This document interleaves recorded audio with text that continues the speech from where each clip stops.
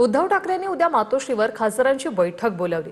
Operation टायगरच्या पार्श्वभूमीवर या बैठकीला महत्त्व आहे। ठाकरेंचे खासदार शिंदेंच्या संपर्कात असल्याचा दावा आहे। नागेश आष्टीकरांनीही एकनाथ शिंदे यांची भेट घेतली होती, तर संजय पाटलांच्या पत्नीच्या प्रकृतीची शिंदेंनी विचारपूस केली होती।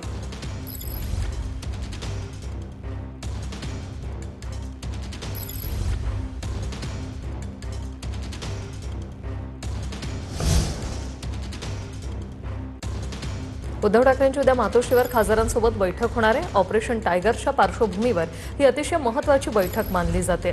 ठाकरेंचे खासदार शिंदेंच्या संपर्कात असल्याचा दावा केला जात होता आणि त्याच पार्श्वभूमीवर ही बैठक आहे।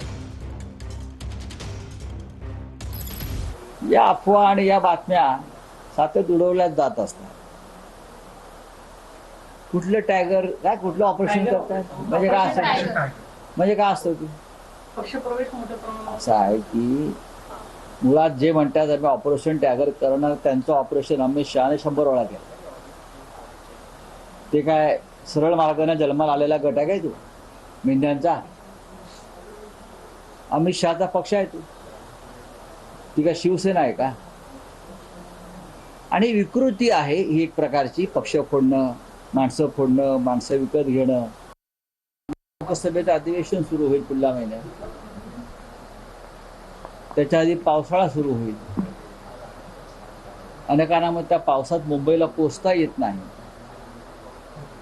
त्याच्यामुळे आता उद्या खासदारांची बैठक घेऊन त्यांचे प्रश्न, त्यांच्या जिल्ह्यातले प्रश्न, अनेक प्रश्न आहेत। पाऊस नाही अनेक ठिकाणी, निधीचा विषय आहे अनेक ठिकाणी।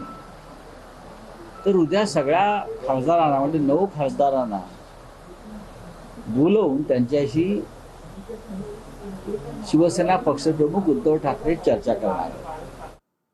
धाराशिवमध्ये ठाकरेंच्या शिवसेनेच्या बैठकीला खासदार ओमराजे निंबाळकर अनुपस्थित राहिले। ओमराजे निंबाळकर या बैठकीला अनुपस्थित राहिल्याने आता चर्चांना उधाण आलंय। अंबादास दानवेंच्या उपस्थितीत धाराशिवमध्ये पदाधिकाऱ्यांची बैठक पार पडली। काम असेल म्हणून ओमराजे निंबाळकर आले नसतील अशी प्रतिक्रिया दानवेंनी दिली। या बैठकीला आमदार कैलास पाटील, आमदार प्रवीण स्वामी यांची उपस्थिती होती।